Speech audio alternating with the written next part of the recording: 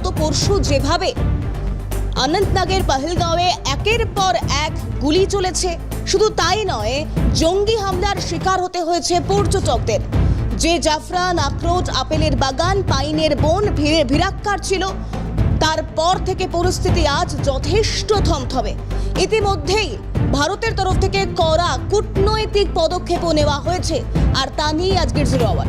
দেখুন, আমরা গতকালই যে সম্ভাবনার কথা বলেছিলাম তাতেই এক প্রকার শিলমোহর পড়েছে, অর্থাৎ সিএনএর খবরে শিলমোহর।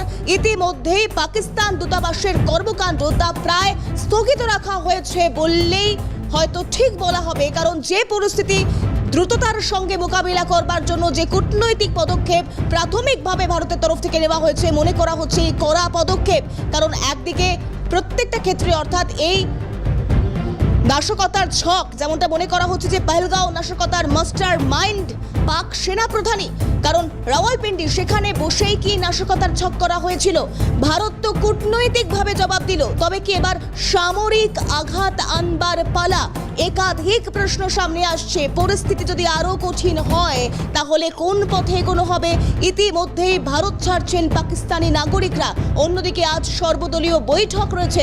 তার আগে ঠিক কি পরিস্থিতি এই মুহূর্তে? সরাসরি chief reporter Satyajit Mukhopadhyay studio থেকে আমাদের সঙ্গে রয়েছেন। আমি সত্যজিতের কাছে যাব। সত্যজিৎ, যে পরিস্থিতি গতকালই যে সম্ভাবনার কথা আমরা সিএন বলেছিলাম তাতেই শিলমোহর পড়েছে, প্রায় স্থগিত ভারতে পাকিস্তানের দূতাবাসের কর্মকাণ্ড, তারপর থেকে এখনো পর্যন্ত ঠিক কোন পথে এগোবে ভারত, বা কূটনৈতিক প্রত্যাঘাতের পর সামরিক আঘাত আনবার সময় কি চলে এসেছে? একদম তুমি যা বলছিলে একদম সঠিক তথ্য, কারণ আমরাই নির্দিষ্টভাবে গতকাল সন্ধ্যে 6টার সময় প্রথম জানাই যে এরকম দূতাবাসের যাবতীয় কর্মকাণ্ড হয়তো স্থগিত হতে চলেছে এবং প্রায় স্থগিতের মুখে। এবং অনেক রাতে তখন ভারতের বিদেশ সচিব বিক্রম মিশ্রি তিনি সেই তথ্যই উল্লেখ করেন। 5টি সিদ্ধান্তের কথা জানিয়ে দেন।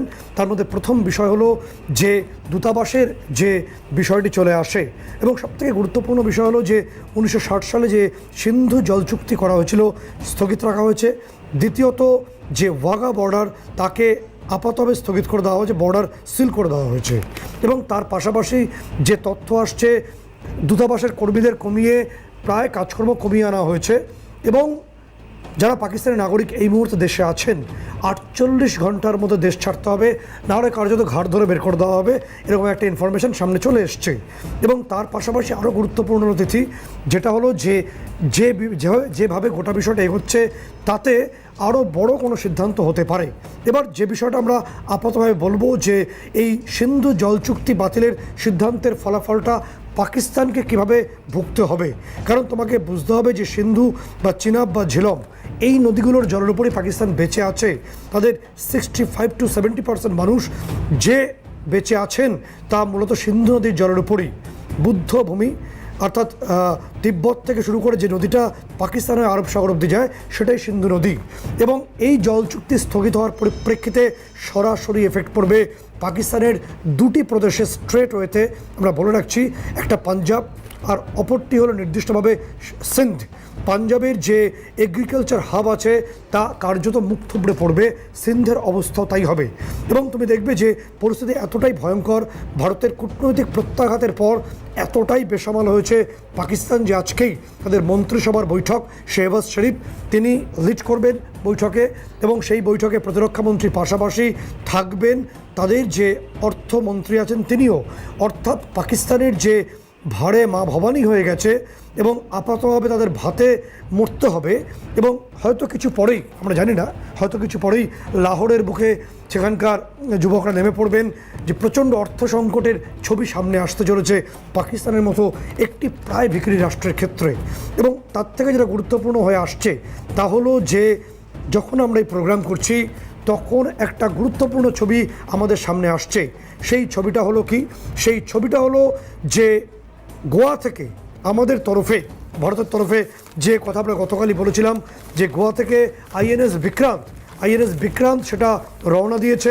এবং আমরা বলে রাখবো যে আইএনএস বিক্রান্তকে আমরা বলি সিবিজি ক্যারিয়ার ব্যাটেল গ্রুপ। তার স্যাটেলাইট পিকচার আমরা দেখানোর চেষ্টা করব। সম্ভবত বলছি কারণ হচ্ছে অনেক টেকনিক্যাল রিজন থাকে যে কারণে সবটাই বলা যায় না। স্যাটেলাইট পিকচার অ্যানালিসিস করে যারা পাওয়া যাচ্ছে সম্ভবত করাচি অভিমুখেই এই আইএনএস বিক্রান্ত রওনা হয়েছে। আমরা বলে দিচ্ছি সঙ্গে রয়েছে INS Visakhapatnam, INS Nilgiri, INS Kolkata, এরা সবাই ডেস্ট্রয়ার এবং ফ্রিগেট, এবং একই সঙ্গে রয়েছে যে নিউক্লিয়ার সাবমেরিন আইএনএস আরিহান্ত এবং আইএনএস কালভেরি। টোটাল 30 থেকে 35টি রণংদেহী যুদ্ধতরী তারা এই মুহূর্তে করাচির দিকে যাচ্ছে বলে বিভিন্ন সম্ভাবনা উঠে আসছে। এবং তার পাশাপাশি আতঙ্কিত পাকিস্তান, তারা ইতিমধ্যেই এই তথ্য পেয়ে যে ছবিটা আমরা দেখতে পাচ্ছি যে পাকিস্তান সংলগ্ন যে সাগর রয়েছে সেখানে তারা নাকি অ্যান্টিশিপ মিসাইল বাবর, এই বাবর তারা উৎক্ষেপণ করবে, সেই কারণে তারা সেখানে নোটাম জারি করেছে। অর্থাৎ ফলটা খুব মারাত্মক।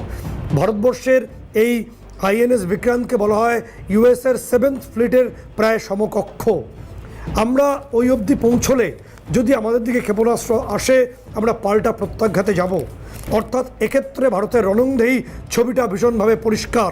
এবং যে প্রশ্ন উঠে আসছে যে তাহলে কি সমুদ্র থেকেই প্রথম এই লড়াইটা শুরু হতে চলেছে, নাকি অন্য কোনো এয়ার স্ট্রাইক হতে পারে, অন্য কিছু হতে পারে।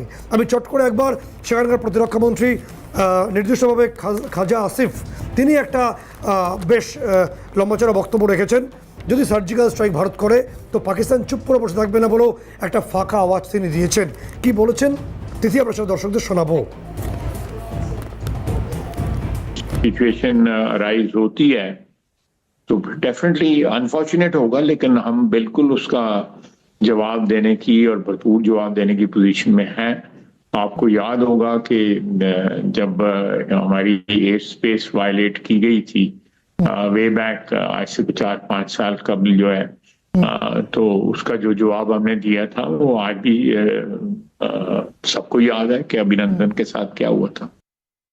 নির্দিষ্টভাবে খাজা আসিফ কি বলছেন প্রতিরক্ষামন্ত্রী সেই তথ্য দর্শকদের শোনালাম। এটা কতটা ফাঁকা, কতটা সারবত্তা আছে, কতদিনের গুলি তাদের ভান্ডারে আছে, আদৌ আছে কিনা হাত পাতবে চীনের কাছে আমরা জানি না। কিন্তু পাকিস্তান কতটা ভয় পেয়েছে এই বক্তব্য থেকে পরিষ্কার।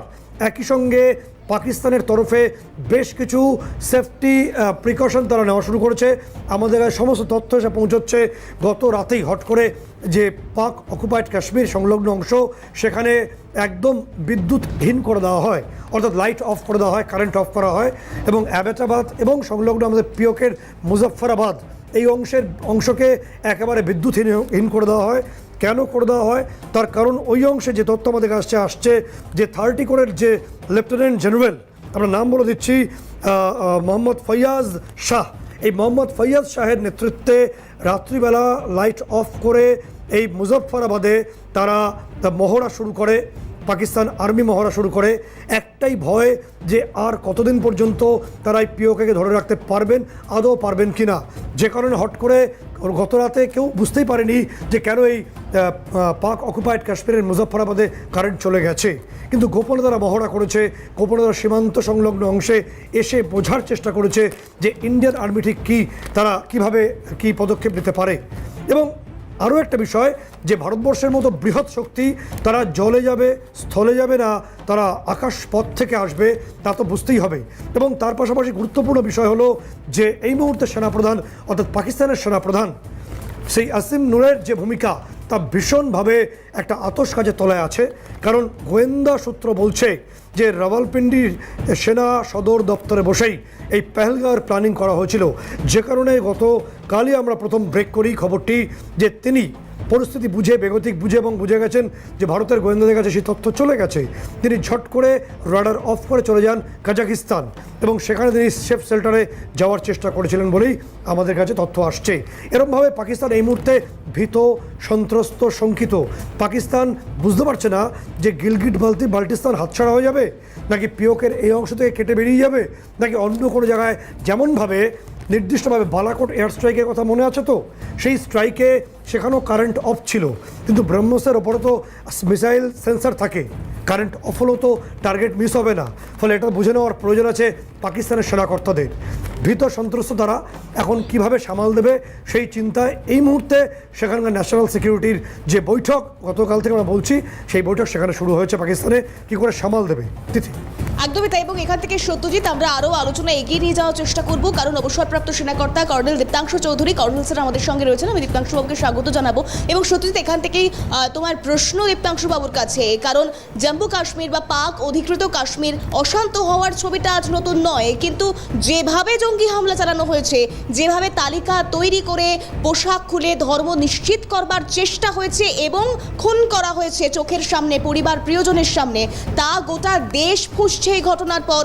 এবং এর পরবর্তীতে ভারতের পদক্ষেপ কতটা করা, কূটনৈতিকের পাশাপাশি সামরিক আঘাত, প্রত্যেকটা নিয়েই প্রশ্ন এই মুহূর্তে আরও অনেক বাড়ছে। সত্যজিৎ, দীপ্তাংশবাবু, প্রথম আপনাকে একটা আপডেট দিয়ে রাখবো যে নিশ্চিতভাবে আপনি জানেন যে কিছু আগেই পাকিস্তানের যে অফিসিয়াল এক্স হ্যান্ডেল সেটাকে ভারত সরকার নয়াদিল্লি নিষিদ্ধ করেছে দেশে। তাদের কোনো অফিসিয়াল মেসেজ আমাদের প্রয়োজন নেই, অর্থাৎ ডিপ্লোম্যাটিক প্রসেসে একটা একটা করে পার্ট অফ করছি পাকিস্তানের সঙ্গে, যার ইঙ্গিতটা মারাত্মক। কিন্তু আরও একটি বিষয় যে আরব সাগরে আইএনএস বিক্রান্ত এবং এই যে রণবাহী তরী যা বা যে সিবিজি ক্যারিয়ার ব্যাটেল গ্রুপ, তাদের সক্রিয়তা বিভিন্ন স্যাটেলাইট পিকচারের মাধ্যমে আসছে। এবং কোইন্সিডেন্টালি পাকিস্তান তাদের অংশে বাবর যে অ্যান্টিশিপ মিসাইল সেটাকে পরীক্ষা করবে হঠাৎ করে, তারা সেই কথার জন্য তারা নোটাম জারি করেছে। ফলে দুয়ে দুয়ে চার হচ্ছে, আক্রমণটা ঠিক কীভাবে হতে পারে সেই আশঙ্কা কি পাকিস্তান ভুগছে? দীপ্তাংশুবাবু, দেখুন, যে সিসিএস এর মিটিং এর পর যেসব ডিপ্লোম্যাটিক স্ট্যান্ড নিয়েছে, আমরা সকালে আপনার চ্যানেলে এবং বিকেলবেলা আপনার সঙ্গে যখন কথা হয়, ক্যালকাটা নিউজ এটা তার আগেই দেখিয়েছিল যে কি কি হতে পারে, যে ইন্ডাস ওয়াটার ট্রিটি, ডিপ্লোম্যাটিক চ্যানেলে ওদের যে অফিসার তাদের পাঠিত, স্পেশালি যারা মিলিটারি অ্যাডভাইজার আর্মি নেভি এয়ারফোর্সে দুটো দেশের থেকে আমরা আমাদেরটা আনিয়ে নিয়েছি, ওদেরটা এখানে ওদের যারা আছেন তাদের পাঠানো হয়েছে। ভিসা রেস্ট্রিকশন যারা আছেন তাদের দেশে ফেরত হবে 48 ঘন্টা, যাদের সার্ভ ভিসা আছে তাদের 1 মে অবধি সময় দিয়েছে। এগুলো সমস্ত সেরিমোনিয়াল কাস্টমারি। দেখুন, as a Indian, as an x Indian army, আমার কিন্তু মানে দিস আর অল ফাইন। আমি এখানে ওয়ার মঙ্গারিং করতে বসিনি, কিন্তু অ্যাজ অ্যান 140 কোটির মধ্যে আমারও একটা ওপিনিয়ন আছে, we need action on the ground. ওরা বারবার আমাদের লাইন অফ কন্ট্রোল অথবা ইন্টারন্যাশনাল বর্ডারে ঢুকে নন স্টেট একটা দিয়ে আমাদের বারবার আঘাত করবে, অ্যান্ড এটা করেই চলবে। আর ভারতবর্ষ কেন্দ্র, আমরা one of the largest economy বলি, one of the strongest military, এবং আমরা কোনো সময় একবার বালাকোট স্ট্রাইক করব, অথবা কোনো সময় উড়ির পর অথবা পুলওয়ামার পর গ্রাউন্ডে একটা কোথাও অ্যাটাক করেছি, সার্জিক্যাল স্ট্রাইক হয়েছে। So this can't be the end. আমাদের we have to take a concrete action. Concrete action means যারা করছে এবং করাচ্ছে তাদের দিয়ে মানে সেই জায়গাটা আমাদের একবারের জন্য ভেঙে দিতে হবে। এইখানে যিনি করছেন, যার নাম আপনি নিলেন, তার নাম হচ্ছে জেনারেল আসিম মুনির। আজকের দিনে চিফ অফ আর্মি স্টাফ, যিনি আগে ডিজি আইএসআই ছিলেন, এখন চিফ অফ আর্মি স্টাফ, এবং এই সমস্ত যে ঘটনা ঘটছে তার পেছনের মাথা, প্ল্যানিং এবং handler, execution is all from this chief of army staff Asim. কারণ তার এক্সিস্টেন্স যতক্ষণ না সে কাশ্মীর অথবা ভারতকে অশান্ত করতে পারবে, এই পাক আর্মি, পাকিস্তান আর্মি, এটা একটা রোগ state, it is a terrorist state. এই যতক্ষণ না আমরা এই রোগ স্টেটটাকে একদম দীপ্তাংশুবাবু, আপনি একটু বিরত করছি, তার কারণ আসিম মুনির সেই ব্যক্তি যিনি দুদিন আগেই 14 এপ্রিল ভারত বিরোধী বক্তব্য রেখেছিলেন, ভারতকে ভাগ করার কথা বলেছিলেন, টু নেশন থিওরির কথা উল্লেখ করেছিলেন। আসিম মুনির তো সেই সুতে সলতে তো বহুদিন ধরে পাক দিচ্ছেন, ফলে এখন তিনি যাবেন কোথায়, এই প্রশ্নটা বড়। তিথি, এমন যে গুরুত্বপূর্ণ তথ্য উঠে আসছে, দীপ্তাংশুবাবু বলছিলেন যে তথ্য জানাচ্ছিলেন তিথি। একেবারে, এবং সেক্ষেত্রে দাঁড়িয়ে আর কিছুটা আলোচনাও আমাদের চলবে, এবং সেক্ষেত্রে এই মুহূর্তে একটা যেহেতু বিরতির সময় হয়েছে, তাই আমি দীপ্তাংশুবাবুকে সঙ্গে থাকবার জন্য অনুরোধ করব। একদিকে পাক প্রতিরক্ষা মন্ত্রীর যে বক্তব্য তা আপনাদেরকে শোনাচ্ছিলাম, কি না ভারত সার্জিক্যাল স্ট্রাইক করলে তারাও যোগ্য জবাব দিতে প্রস্তুত। অন্যদিকে আবার এক প্রকার ভারতের এই কূটনৈতিক পদক্ষেপে থরহরিকম্প পাকিস্তানের, কারণ ইতিমধ্যেই বৈঠকের ডাক দেওয়া হয়েছে পাক প্রধানমন্ত্রীর তরফ থেকে, এবং তারই পাশাপাশি রণংদেহী ভারতকে কিভাবে ঠেকাবে পাক মন্ত্রীরা, এ নিয়েও প্রশ্ন উঠছে।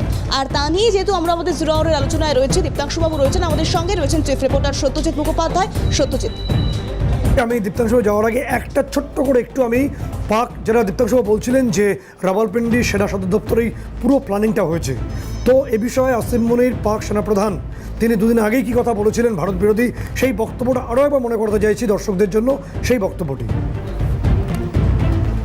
Stance on Kashmir is absolutely clear.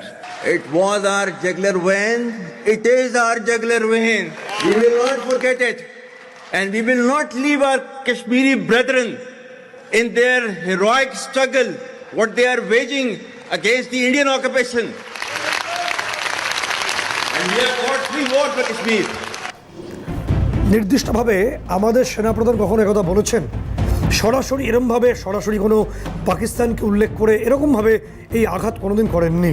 ফলে কোনো দেশের সেনাপ্রধান যখন এভাবে একেবারে জঙ্গি কায়দায় খুলে আম বক্তব্য পেশ করেন, তখন বোঝাই যাচ্ছে যে রাওয়ালপিন্ডি সেনা সদর দপ্তররা কার্যত একটা রেজিস্টার্ড জঙ্গিদের আস্তানায় পরিণত হয়েছে, যা গোটা বিশ্ব হয়তো কয়েকদিন পরে জেনে যাবে।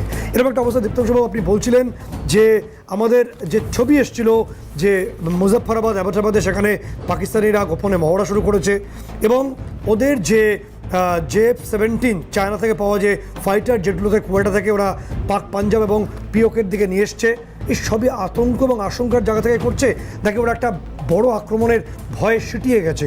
কি অবস্থা পাকিস্তানের ক্ষেত্রে? এই প্রথম বোধহয় আমরা ভারতবর্ষে একটা আপনার চ্যানেলের মাধ্যম দিয়ে একটা ব্রেক করব। আমার কাছে ফ্রম ইন্টেলিজেন্স সোর্সেস অ্যান্ড বিশ্বস্ত সূত্রে একটা খবর এসছে, এই 22 তারিখে হওয়ার পর যেটা সামনে এলো, সামরিক বাহিনী কিন্তু ক্লোজলি মনিটরিং আর সার্ভেলেন্স রাখছে। প্রায় 28খানা লঞ্চ প্যাড, এই মুজাফফরবাদ যেটার কথা বলেন, যেখানে পাকিস্তানের এখন মহড়াও চলছে, একটা এক্সারসাইজ চলছে, সেখানে কিন্তু 28টা লঞ্চ প্যাড যেটা আমাদের সামনে অলরেডি চলে এসেছে। ওখানে 150 থেকে 200টা এই সন্ত্রাসবাদী ওয়েট করছে to cross over to India. এই জায়গাগুলোর নাম আমি একটু জানিয়ে দিই। এই জায়গাগুলোর নাম আছে ঢুন্ডিয়াল, আব্দুল বিন মাসুদ, মান্তেসিয়া, বাগ, আলিয়াবাদ, ফরওয়ার্ড কাহুতা, রাওয়ালা পোর্ট, ডুঙ্গি, হাজিরা, সেলসা, এরকম করে প্রায় 28টা লঞ্চ প্যাড রেডি আছে, যেটা কিন্তু ভারতের সার্ভেলেন্সের মধ্যে। বিশেষ করে যেহেতু আমাদের ওরা আঘাত করেছে, এর প্রত্যাঘাত কিন্তু এই 28টি জায়গায় যখন ইচ্ছে হতে পারে। এক, দ্বিতীয়ত আমাদের আরো কিছু লঞ্চ প্যাড সার্ভেলেন্সের মধ্যে আছে, নামগুলো আমি বললাম না। এখানে মোট 41টা লঞ্চ প্যাড, আবোটাবাদ, মুজফ্ফরবাদ, এই প্রত্যেকটি জায়গায় এই লঞ্চ প্যাডগুলো কিন্তু অ্যাক্টিভ। আর মানে এনি টাইম এই 150 থেকে 200 ট্রেন্ড মিলিটেন্ট এরা কিন্তু ভারতে ক্রস করার জন্য বসে আছে। এদের গাইড ফ্রম কাশ্মীর ওখানে পৌঁছে গেছে। এই বিভিন্ন জায়গায় প্রায় 28টা জায়গায় অলরেডি প্রায় 42 জন গাইড, যারা এই পাক অধিকৃত কাশ্মীর থেকে কাশ্মীরের মধ্যে এদের এই ঘন জঙ্গল, পার্বত্য এরিয়া, নদী, নালা দিয়ে ক্রস করে এদের ঢোকায়। কিন্তু আমরা দেখেছি এই দুদিন আগে ঢুকতে গেছিল উড়ি সেক্টরে, তাদের ওই 72টা হুড়ের কাছে কিন্তু সামরিক বাহিনী পাঠিয়ে দিয়েছে। দীপ্তাংশুবাবু, খুব গুরুত্বপূর্ণ আপনি কথা বলছেন, একেবারে বিস্ফোরক তথ্য যে কোথায় কোথায় লঞ্চ প্যাড আছে। প্রশ্ন যেটা, তাহলে কি সেই কারণেই এই লঞ্চ প্যাডগুলোকে সিকিওর করতে এবং ভারতীয় সেনাকে ধোঁকা দিতেই এই টিলা রেঞ্জ, যেটা গত রাত থেকে বিদ্যুৎহীন করে দেওয়া হয়েছে গোটা মুজফ্ফরাবাদকে বা পিওকে বা পাক অকুপাইড কাশ্মীরকে, সেখানে ওই টিলা রেঞ্জ থেকে যে মহড়া শুরু হয়েছে, সেটাকে এই জঙ্গিদের লঞ্চ প্যাডগুলোকে সিকিওর করতেই? দেখুন, এই এক্সারসাইজগুলো মহড়া যখন হয়, এগুলো মহড়া বলে, কিন্তু এরা কমপ্লিট সামরিক বাহিনীকে মোবিলাইজ করে।